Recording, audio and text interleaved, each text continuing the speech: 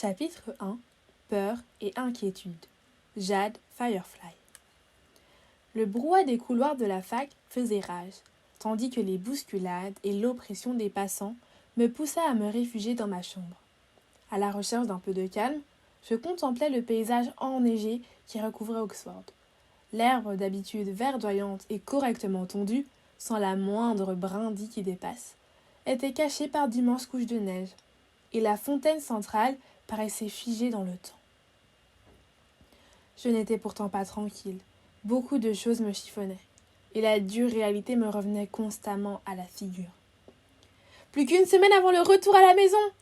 hurla la fille qui logeait dans l'appartement à côté de moi, dont je n'avais toujours pas retenu le prénom, bien qu'elle y vive depuis quelques mois maintenant.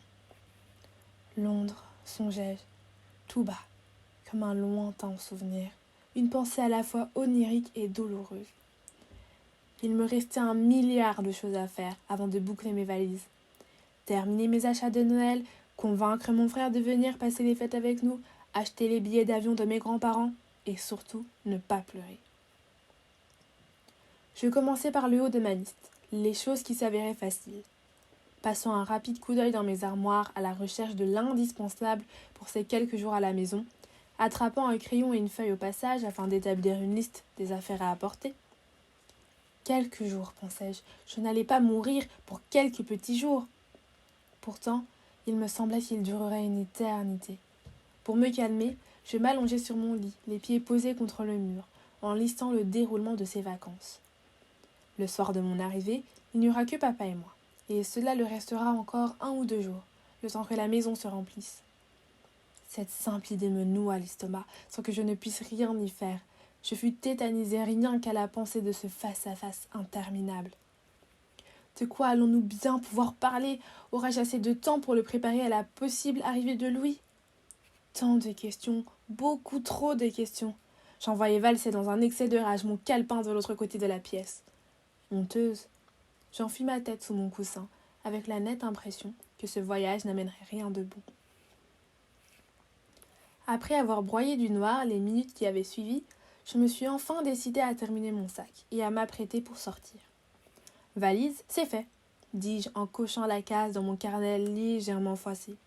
« On organise une soirée pour préparer les examens, au programme, musique, révision et bien sûr grosse cuite », suggéra ma voisine qui avait surgi derrière moi. J'examinai son offre et d'un mouvement de tête, je la déclinai. « Je vois, tu as sûrement mieux à faire », répliqua-t-elle vexée. « Non, ce n'est pas ça, c'est simplement que je préfère étudier seule. Et comment dire, ce n'est pas réellement mon genre de soirée, mais merci pour l'invitation. Si ça avait été mon genre, j'aurais certainement dit oui. » « Mensonge !» entendis-je ma conscience hurler. « Enfin, tu vois quoi ?» terminai-je timidement. Qu'est-ce que j'avais horreur de bégayer ainsi. Elle ne protesta pas. Je suppose qu'elle se disait en elle-même qu'une pipelette comme ça à une fête plomberait l'ambiance. Et c'était le cas. Je l'aurais plombé avec mes questionnements, mon air sombre et ma vie pavée de drames à répétition. Je soupirai. Passons à la suite, dis-je. Réserver le billet d'avion des grands-parents. Lisais-je machinalement comme si rien n'était arrivé. Le virement effectué, je filai dehors, faisant mon possible pour éviter les étudiants venus en Erasmus. Ils cherchaient constamment à glaner une conversation avec un natif. Les membres du conseil des élèves qui essayaient tant bien que mal d'ajouter de nouvelles personnes à la liste des membres des soirées lecture de poèmes dans le grand hall. Finalement, à l'extérieur, bonnet sur la tête, laissant apparaître les vanilles que j'avais fait la veille au soir pour protéger mes cheveux frisés du froid. La neige était encore fraîche. Sûrement que les gardiens n'avaient pas encore répandu le sel sur le sol. Je me rendis d'un pas rapide dans la station de métro. J'aimais les métros anglais. Leur allure ronde, pavée de briques aux couleurs rouges et bleues. J'aimais moins le fait qu'ils soient bondés. C'était pour cela que j'eus l'habitude de me lever tôt pour ne pas les prendre aux heures de pointe. Ce matin-là, ils étaient quasiment vides. Et ils me laissaient l'espace nécessaire pour mes réflexions. Penser au message que j'enverrai à mon frère à l'heure de sa pause. Penser à l'excuse que je sortirai à Nia pour rater le dîner chez ses parents. Penser. Je ne faisais que ça, sans cesse, car pour que tout aille bien, il fallait tout prévoir. C'était comme cela que ça se passait dans la famille Firefly à Minot. Noël, Noël, venez voir le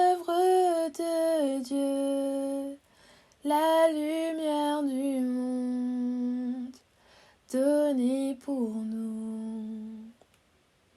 Noël, chantaient des individus venant à peine de monter dans le métro. Un d'entre eux se mit à dire, alors que les autres chantaient « Jésus est né il y a plus de 2000 ans, pour venir consoler ceux qui ont le cœur brisé, pour guérir les malades et pour donner un sens à ta vie. » Consoler ceux qui ont le cœur brisé, répétais-je dans ma tête. Mon cœur était en miettes, certainement, mais cela faisait bien longtemps maintenant. Et j'appris à vivre avec. Comme ce fut rentré dans une oreille, cela sortit de l'autre. Je continuais mon trajet, ignorant les messages de mon père qui me sommait de dire à mon frère de bien être à l'heure, et ceux de mon frère qui me sommait de préciser à mon père qu'il viendrait à l'heure qu'il souhaitait. Au bout du 10e message, mon frère m'appela. « Ça allait joindre ma liste, pensai-je. « Salut, petite sœur, dit-il de sa voix suave. « Hé, dis-je, sans grande envie de débattre sur mon père. Qu'y a-t-il ? Tu as l'air préoccupé, dit-il. Non, ne te fais pas de soucis, je suis juste un peu submergée avec les choses que je dois régler avant de partir, répondis-je avec un mensonge soigneusement emballé. Est-ce que tu comptes passer pour les fêtes ?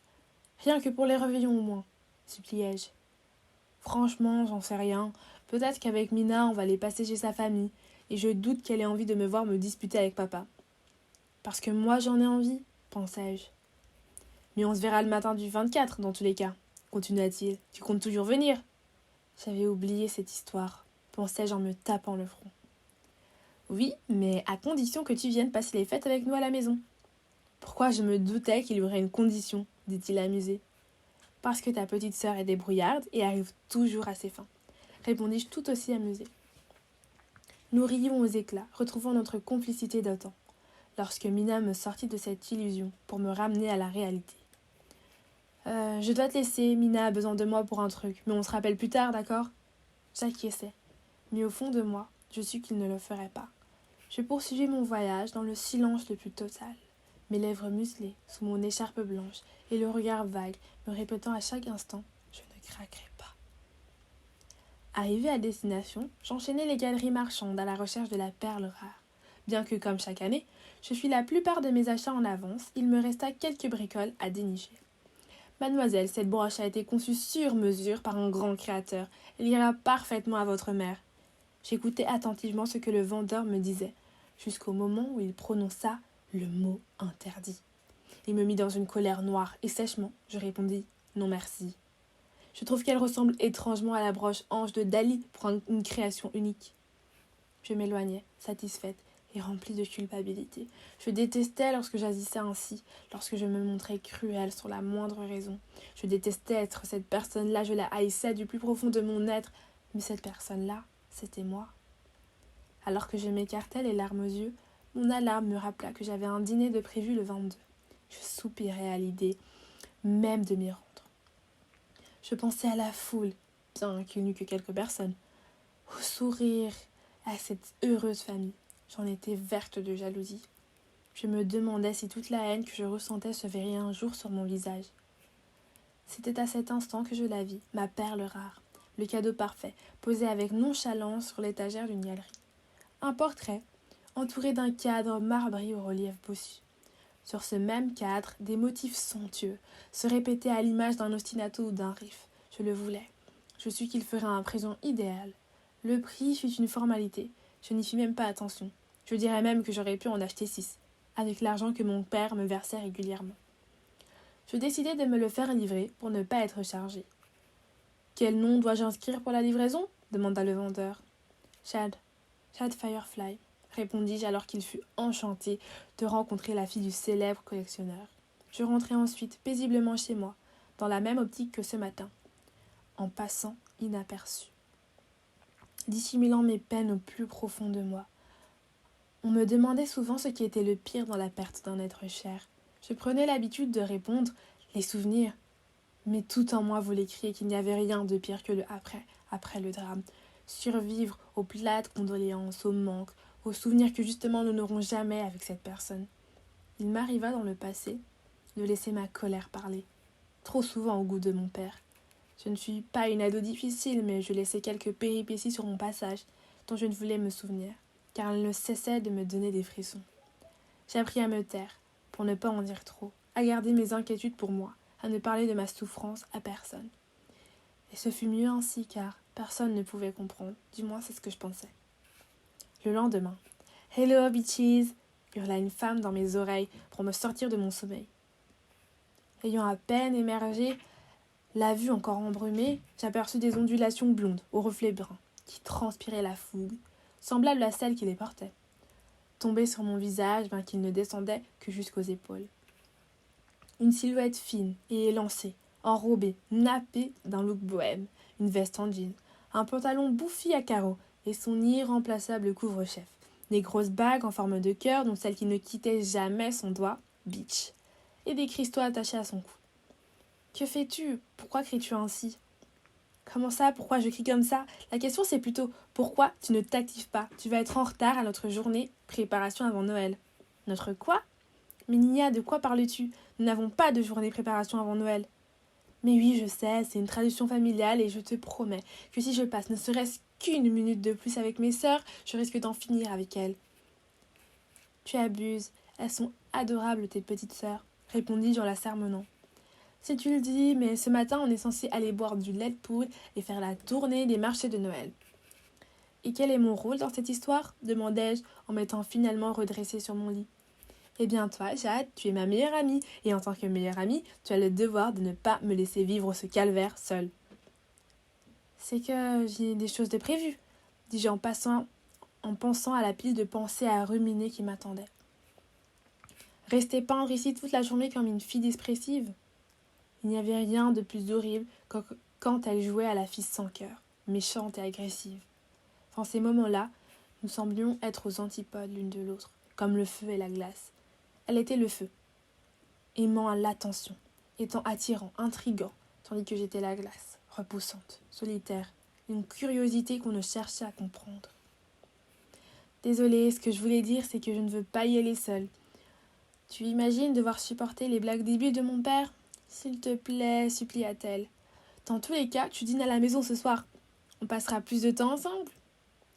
Je sus que son but n'était pas d'échapper à ses petites sœurs ni à son père, mais plutôt aux questions incessantes de sa mère sur son travail, sur l'avancement de ses études et si elle continuait son projet stupide d'écrire des livres. Je n'avais jamais su dire non de toute façon. Satisfaire les gens fut toujours préférable que de lire la déception dans leurs regards. Satisfaire les envies de mon entourage était ce que je savais faire de mieux. Et puis cela m'empêchait de penser aux soucis qui pourrissaient mon existence. D'accord, si ça te fait plaisir, répondis-je. Oh bitch, bien sûr que ça me fait plaisir, j'ai quand même pris le train pour te tirer hors du lit.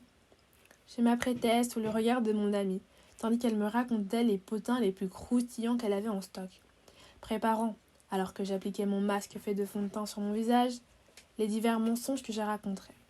Comment vis-tu ces périodes de fête sans Flora et Marius? Chuchotais-je en me regardant dans la glace. Ah, tu sais, au bout d'un moment, on s'habitue. Et puis il ne faut pas se focaliser sur ce que l'on perd, mais sur ce qu'il nous reste, me répondis-je à moi-même en m'assurant que cela sonna bien.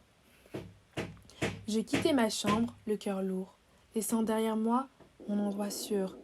Nous empruntâmes le train suivant, bien que je haïssais les endroits plats à craquer. Il me mettait constamment mal à l'aise. Nia passa l'entièreté du trajet à draguer les autres passagers, masculins, et moi j'observais les passagers, ne pouvant m'empêcher de me recroqueviller sur moi-même, dessinant leur visage dans mon calepin, agrandissant leurs traits, en ajoutant des détails, par-ci, par-là, qui selon moi les rendraient plus beaux. « Arrête avec ça, on dirait une obsédée !» me dit Nia en ayant ramené un homme à côté de nous. Elle dit que ça la détendait de rencontrer de nouvelles personnes. Encore une fois, personne au masculin. Cela l'empêchait de penser à sa mère et ses problèmes. Secrètement, je l'enviais. Elle et son aisance, sa facilité à communiquer, l'attention que tout le monde semblait lui porter. Aussi masculine, je l'avouais. Son visage parfaitement asymétrique, ses lèvres charnues qui débordaient de joie et de passion, et surtout sa famille. Nous avions 20 ans, et ses parents étaient toujours ensemble, amoureux plus que jamais. Nia avait une famille qui l'aimait, un père sans arrêt fier d'elle, une mère légèrement sur son dos, mais quand même une mère, et des petites sœurs, espiègles et casse-cou. Je n'eus rien de tout cela, je possédais des ruines, des brides et des morceaux craquelés de ce qui se rapprochait le plus d'une famille. J'eus la mort et le désespoir à mes trousses. Il me collait à la peau, sans que je ne puisse m'en débarrasser. Tant de pensées noires enterrent mon esprit. Mais comme j'appris à vivre avec et à n'en parler à personne, j'appris à les faire taire, Elles enfuirent au plus profond de moi lorsque ce fut nécessaire. Et cette sortie avec la famille de Nia en fut l'occasion. Jade, quelle bonne surprise! Nous ne t'attendions pas avant ce soir, me dit Tamara, la mère de Nia, en m'enlaçant. Je sais, mais avec Nia, nous nous sommes dit que cela nous ferait passer plus de temps ensemble. Et puis j'ai l'impression que cela fait une éternité que je ne vous ai plus vus, continuai-je pour appuyer mon mensonge. De toute façon, j'ai encore le droit d'inviter qui je veux chez moi. Lança mon ami comme pour défier sa mère qui avait horreur de faire des scènes en public. Je souris à Tamara, comme pour lui dire de ne pas s'en faire. Nia n'était pas quelqu'un de foncièrement méchant. Elle était juste incomprise. Elle préférait toujours blesser avant de l'être à son tour, pour se protéger. C'était une personne torturée qui ne montrait que la partie d'elle fun et indomptable. Elle gardait les blessures et les cicatrices pour son cercle restreint. Et j'en faisais partie. Mon devoir était de la protéger et de la soutenir, combien même elle jouait les teignes, car je connaissais la vraie Nia van der Broek. Quand nous arrivâmes chez les Van der Broek, ils furent sur le départ. Selena et Aline, les jumelles, enfilèrent leurs manteaux et leur père, Paul, nouait ses chaussures. « Vous arrivez pile à l'heure, les filles, on était sur le point de partir, » dit-il. Nous montâmes dans leur monospace en direction du marché de Noël le plus proche, celui de South Banks. Il longeait le South Banks entre son centre et le London Eye. Je comptais au total 50 stands où furent présentées la nourriture typique, allemande et de l'artisanat. Des femmes emmitouflées dans leurs propres créations et des hommes qui préparaient du caramel. C'est aussi le visage secret du Père Noël, n'oublie pas de le dessiner dans ton carnet, me précisa Selena. Je lui souris. J'aimais plutôt bien les petites sœurs de Nia, mais à chaque fois que je posais les yeux sur elles, mon cœur se brisait. Elles avaient quasiment le même âge qu'aurait eu mon petit frère. Je ne suis même pas la tête qu'il aurait eue si... Bref, je ne pouvais qu'imaginer. Je le crayonnais les yeux marrons, se confondant presque avec le noir, le visage tacheté de pans de beauté, comme il en était de coutume dans la famille. Les cheveux frisés assez courts, comme lui, bien que maman rêvait de les lui laisser pousser, même si mon père ne fut pas de cet avis. Des lèvres fines, en forme de cœur, comme celles de mamie Nora. « Jade, tu viens ?» me demanda Aline. Des larmes roulèrent sur mes joues, sans que je ne puisse les contrôler. Personne ne put ressentir ma peine, elle fut inexplicable, compliquée. Je vécus dans un gouffre sans fin, à la croisée de deux mondes, celui des vivants, la réalité, et celui des souvenirs, celui qui me ramenait sans cesse à cette soirée. Je peignais pour déverser ma rage et ma douleur. Mes tableaux furent mon langage, ou mes souffres-douleurs, les seuls à savoir ce qui trottait dans mon esprit. Je vécus avec un poids insupportable que je crus être la seule à comprendre. Je croyais que jamais je ne pourrais être heureuse, car ma vie s'était arrêtée le jour où la leur aussi. Les filles jouèrent à faire la course, avant que nous dégustâmes les vins chauds. Ce fut le premier marché sur leur liste. Il fut prévu qu'ils en visitent 2 par jour jusqu'à Noël. Le problème était que Londres regorgeait de marchés en tout genre, avec des aliments locaux, allemands, des ventes d'objets artisanaux, etc.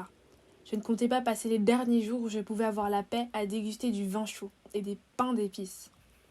Ma meilleure amie déblatérait des histoires futiles qui ne m'intéressaient pas. Manifestations par-ci, soirées par-là, mais parmi son récit, une chose m'interpella. « Attends, quoi ? Répète ce que tu viens de dire ?»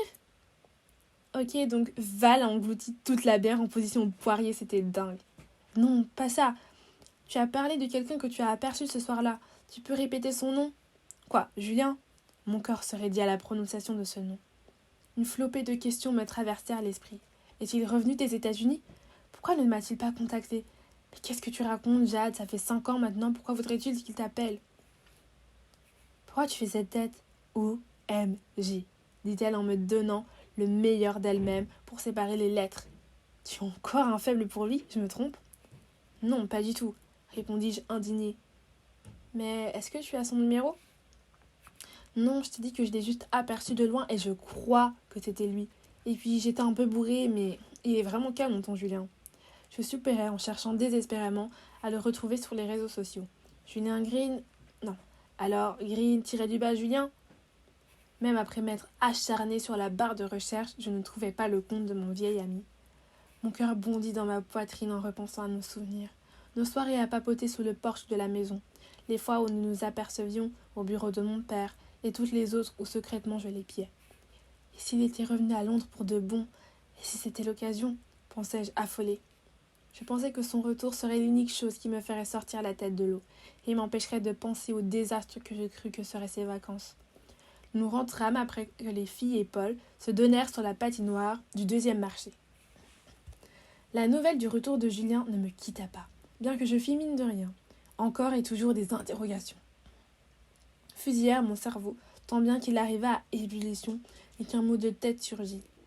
Aïe, lançai-je. Qu'est-ce que tu as? Je sais que les pulls de Noël de mon arrière-grand-mère sont hideux, mais de là à gémir, toute l'Écosse crie Shame of you. Non, ce n'est pas ça, Nia, dis-je en lui balançant un coussin sur le visage. J'ai une migraine, rien de bien méchant. Heureusement, parce qu'il est hors de question que je passe la soirée avec une infirme. Tu dois être en meilleure de ta forme pour remonter le moral après cet atroce dîner, dit-elle. Atroce. Cela fait-il si longtemps que tu n'as pas dîné chez moi, pensai-je. Mais si tu ne te sens vraiment pas bien, il y a de l'aspirine dans ma pharmacie, continua-t-elle comme si de rien n'était. Si seulement tu pouvais être comme ça tout le temps. J'ai horreur de la sorcière aux cheveux blonds, dis-je pour la taquiner. Ha ha ha, tu te crois drôle? Nia, viens m'aider à mettre la table, hurla Tamara en bas des escaliers. J'arrive, répondit-elle. Je fus seule lorsque mon ami descendit. Mon sourire s'éteignit et laissa place au vide habituel. Mon partenaire de jeu, ami de tous les jours comme une deuxième peau. Rien n'y fit, même pas la pensée de revoir Julien. Je ne ressentais rien. Rien à part la tristesse et le vide qui me dévoraient. Jade, viens, le dîner est prêt, dit Nia en me tirant de mes pensées. J'arrive, m'exclamai-je. Allez, Jade, une soirée à répondre aux banalités, à feindre un sourire. Tout va bien se passer, tant que personne n'aborde le sujet qui fâche, me dis-je à moi-même. Au début, tout se passa bien. La nourriture au parfum grec était excellente. Mes hôtes, quant à eux, furent sympas. Au début. Ha ha ha, Paul, arrête tes bêtises. Jade, dis-moi, ce n'est pas trop dur cette période de fête sans ta mère? Demanda Paul. Oui, je me souviens que c'était sa fête préférée, continua Tamara. Je me rappelle qu'elle illuminait la pièce, contrairement à ton père, le ronchon. D'ailleurs, qu'est-ce qu'il devient? Demanda Paul. Les jumelles, j'aurais aimé que vous la connaissiez. Flora était une femme exceptionnelle. Il parlait, mais je n'entendais plus rien. Ma respiration devient plus intense, comme si je suffoquais, me retenant de sortir une infamie, de quitter la table en furie, mais alors que je m'apprêtais à réagir, Nia se mit à applaudir. Bravo, non mais c'est génial. Rien de mieux pour remonter le moral à quelqu'un qui a perdu sa mère, de lui rappeler à quel point elle était géniale. Ils furent confus et s'excusèrent. Ce n'est rien, ne vous inquiétez pas. En parlant de mon père, je vais l'appeler, si ça ne vous dérange pas. Je mentis. Je n'avais pas l'intention d'appeler qui que ce soit. Je n'avais personne à appeler d'ailleurs. Je sortis prendre l'air, vêtu de ce pull horrible, les yeux bouffis, les cheveux défaits à l'arrache. C'est ainsi que je le rencontrai. J'ignorais les appels de Nia et je marchais sans m'arrêter, dans Londres, la ville où j'avais grandi, et dont tous les recoins me rappelaient ce que je perdis, il y a 13 ans. Les maisons blanches entourées de gris, les arbres bordant chaque coin de rue. Sans que je ne sache réellement pourquoi, je me retrouvais de nouveau à Southbanks, mais dans un autre marché. Une animation attira mon attention. Je vis une dizaine de personnes agglutinées autour d'un sapin, à l'image du pont à cadenas de Paris. Ils gravèrent leur espoir, leurs rêves, leurs attentes, comme un vœu sous une étoile filante, sur des feuilles qu'ils accrochèrent sur l'arbre. Je fus désespérée et déboussolée, et semblable à un geste de dernier recours, j'écrivis ces mots sur une feuille. J'aimerais qu'on vienne m'aider, je rêve d'être heureuse à nouveau, de faire mon deuil et que quelqu'un me comprenne. Jade. Je ne suis pas réellement ce que j'attendais de ce mot, mais au moins j'essayais. Je reculais, fixant le bout du papier qui volait au bout du sapin, et je le bousculais, presque à en tomber par terre. « Ah, désolée, j'aurais dû regarder devant moi, » dis-je sans regarder la personne que j'avais bousculée. « Oui, effectivement, » me lança une femme brune imposante. « Non, vous en faites pas, ça va, » répondit l'homme à côté d'elle. « Je t'attends là-bas, » dit-elle excédée comme si j'avais renversé son chat. « Excusez mon amie, elle est... » Je cherchais un justificatif, mais en vrai, il n'y en a pas. Maud est constamment comme ça. Mes yeux se posèrent sur lui, ce qui me fit regretter d'être sortie accoutrée de la sorte. Il fut grand, musclé, le crâne rasé, et souriait amicalement alors que je venais de lui rentrer dedans. Et je ne comprenais pas pourquoi. Bien plus que son physique séduisant, il eut quelque chose qui émana de lui, une sorte de joie, une présence que je ne parviens pas à décrire, et qui me fit pleurer. « Tout va bien ? Oui, ça va, Encore désolée, je vais y aller. Je fus déconcertée. Je m'éloignai les bras croisés. Attendez, vous ne m'avez pas dit votre nom, cria le jeune homme. Je ne compris pas ce qu'il pouvait bien vouloir faire de mon prénom. Je ne ressemblais à rien. Bien que d'habitude ce ne fût pas non plus le cas, un corps sans forme, une petite poitrine, ni à aimer dire que j'avais tout dans les fesses. Rien d'extraordinaire, quelconque. Je rendais les gens, au masculin, indifférents. À quoi vous servira-t-il répondis-je intriguée, toujours autant bouleversée mais flattée. Il sourit. Encore. Comment vous vous appelez incita-t-il. Jade, dis-je gênée. Je passai une main sur mes cheveux encore huileux, parfaitement hydratés. Je me revis à l'école primaire lorsque mes camarades étaient écœurés en les touchant, se frottant les mains sur leurs pantalons. Le froid fut comme un fouet sur mes joues, asséchant ce qu'il resta de mes larmes. Jade, c'est joli. Encore heureux, ce serait le comble si vous le trouviez moche, dis-je sans me rendre compte assez fort pour qu'il l'entende. Il pouffa. Désolée, je ne voulais pas. En fait, ce que je voulais dire, c'est. Laissez tomber. Bonne soirée, dis-je à une vitesse incalculée. Je me retourna et voulus m'en aller, mais il revint à la charge. Vous ne me demandez pas comment je m'appelle ? Je l'observais, bizarrement, ne comprenant pas pourquoi me retenait-il. Finalement, je répondis. À quoi ça me servirait ? C'est vrai, nous n'allons pas nous revoir, que je sache. Je suppliai ma bouche d'arrêter de dire des choses pareilles. Vous êtes vraiment marrante, Jade, dit-il amusé. Ne vous moquez pas de moi, nous ne nous connaissons pas.